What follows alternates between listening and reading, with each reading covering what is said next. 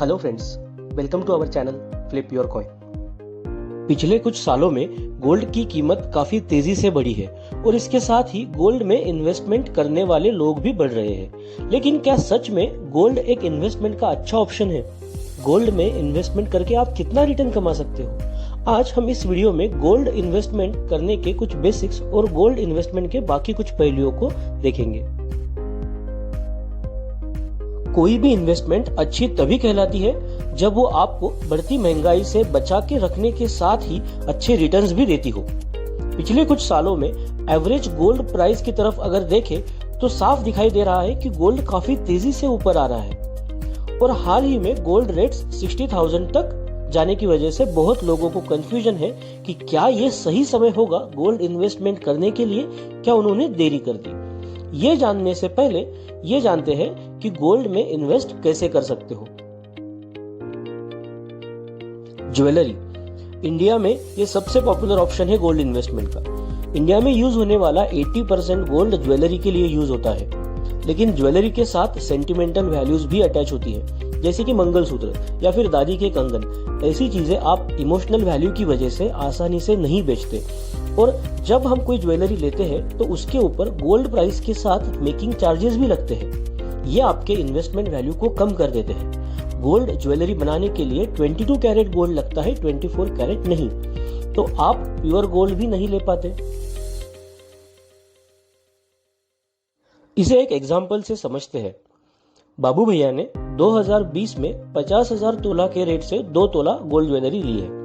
उसके ऊपर 10% making charges थे, तो 1 लाख की कीमत और 10% मेकिंग चार्जेस मतलब 10,000 मेकिंग चार्जेस और 3% जीएसटी गोल्ड की कीमत पर, तो 3,000 जीएसटी और 5% जीएसटी मेकिंग चार्जेस पर, तो 500 जीएसटी मेकिंग चार्जेस वाला। टोटल 2020 में बाबू भैया ने 1,13,500 रुपए दिए थे इस ज्वेलरी के लिए। और आज 2023 में 60,000 का रेट सुनकर बाबू भैया खुश हो गए और अपनी ज्वेलरी बेचने के लिए सोनार के पास चले गए। उन्हें लगा 60,000 के हिसाब से 2 तोला सोना 1,20,000 मिलेगा, लेकिन ऐसा नहीं हुआ। सोनार पहले गोल्ड की प्योरिटी चेक करते हैं और क्योंकि ये ज्वेलरी थी उसकी प्योरिटी 22 कैरेट के हिसाब से 90-91% तक होती है। मतलब 20 ग्राम सोने में से 90% यानी 18 ग्राम ही प्योर गोल्ड होता है। तो 60,000 के हिसाब से 1 ग्राम सोने का हुआ 6,000 और 18 ग्राम सोने का हुआ 1,08,000। तो बाबू भैया ने 1,13,000 खर्च किए और 3 साल बाद 1,08,000 ही मिलेंगे, तो ये इन्वेस्टमेंट लॉस हुआ। इसीलिए गोल्ड एक अच्छी इन्वेस्टमेंट सिर्फ लॉन्ग टर्म के लिए होता है।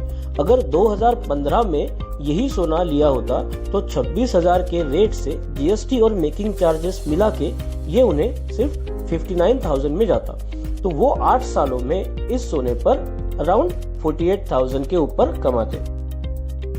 Gold bars and coins physical gold में इन्वेस्ट करने का दूसरा ऑप्शन है गोल्ड के कॉइन्स या फिर बार खरीदना। यहाँ आपको सिर्फ जीएसटी लगेगा, मेकिंग चार्जेस नहीं, तो आपकी इन्वेस्टमेंट वैल्यू कम नहीं होती और ये आपको प्योर 24 कैरेट फॉर्म में मिलता है, तो जितना आप लेते हैं उतना ही आप बेच पाते हैं। लेकिन गोल्ड ज्वेलरी और गोल्ड कॉइन दोनों ही चोरी होने के बहुत ही ज्यादा चांसेस होते हैं। किसी ने आपके घर में अगर डाका डाला तो आपका सारा सोना चला जाएगा और आप कुछ नहीं कर पाओगे। ज्यादातर केसेस में ऐसे चोर पकड़े भी नहीं जाते। गवर्नमेंट इशूड गोल्ड बॉन्ड्स अगर आपको गोल्ड सिर्फ एक इन्वेस्टमेंट के लिए चाहिए, हाथ में होना जरूरी नहीं है, तो आप गोल्ड बॉन्ड्स के बारे में सोच सकते हो। ये सेफ है क्योंकि चुराने के लिए आपके हाथ में सोना ही नहीं है और यहाँ आपको सोने की बढ़ती प्राइस के साथ 2.5% का इंटरेस्ट भी मिलता है। लेकिन ये 5 सालों तक लॉक होते हैं, आप इन्हें 5 साल बाद ही बेच सकते हो। Gold exchange traded funds gold में ऑनलाइन इन्वेस्ट करने का ये एक अच्छा ऑप्शन है। यहाँ आप म्यूचुअल फंड की तरह ऑनलाइन गोल्ड एक्सचेंज में ट्रेड करने वाले फंड्स लेते हो। यहाँ आपको फिजिकल गोल्ड नहीं मिलता, लेकिन गोल्ड के प्राइस के हिसाब से यूनिट्स मिलते हैं जो आप आगे जाके बेच सकते हो। यहाँ कोई लॉक इन पीरियड नहीं होता। इसके लिए आपको डीमैट अकाउंट ओपन करना होगा और ये फंड मैनेजमेंट कंपनी 0.25% से लेकर 0.5% तक फीस चार्ज करती है। टैक्सेस ऑन गोल्ड इन्वेस्टमेंट बहुत लोगों को लगता है गोल्ड में इन्वेस्ट करेंगे तो टैक्स बचेगा। ऐसा नहीं होता। 30 लाख के ऊपर के गोल्ड इन्वेस्टमेंट पर हर साल आपको वेल्थ टैक्स लगता है। आपकी इन्वेस्टमेंट वैल्यू का 1% टैक्स देना होता है। अगर आपकी गोल्ड इन्वेस्टमेंट 40 लाख है तो 1% के हिसाब से उस साल आपको 40,000 टैक्स देना होगा।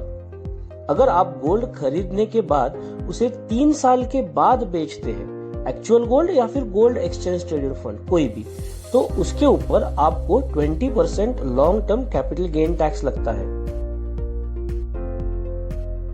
तो गोल्ड में इन्वेस्ट करने का राइट टाइम कौन सा है? वैसे तो इन्वेस्टमेंट के लिए कोई भी समय सही या गलत बताना मुश्किल होता है, लेकिन ज्यादातर बार शेयर मार्केट जब भी नीचे गिरा है तो गोल्ड के रेट्स बढ़े हैं, और शेयर मार्केट जब तेजी से ऊपर जाता है तो गोल्ड के रेट्स थोड़े कम होते हैं। लेकिन इन्वेस्टमेंट के लिए आप कभी भी ले तो वो अच्छी इन्वेस्टमेंट तभी होगी जब आप उसे 8 से 10 सालों तक रखेंगे, जैसे हमने बाबू भैया के केस में देखा है।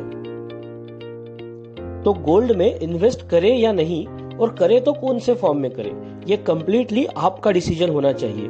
किसी को ज्वेलरी सेफ लगती है तो किसी को ऑनलाइन इन्वेस्टमेंट, किसी को सिर्फ इन्वेस्टमेंट के लिए चाहिए या किसी को यूज करने के लिए। आपको अब सारे अलग अलग ऑप्शंस और उनके फायदे और नुकसान का बेसिक ओवरव्यू मिला है, जिससे आपका डिसीजन थोड़ा आसान होगा। आई होप कि आपको वीडियो इंफॉर्मेटिव लगा होगा।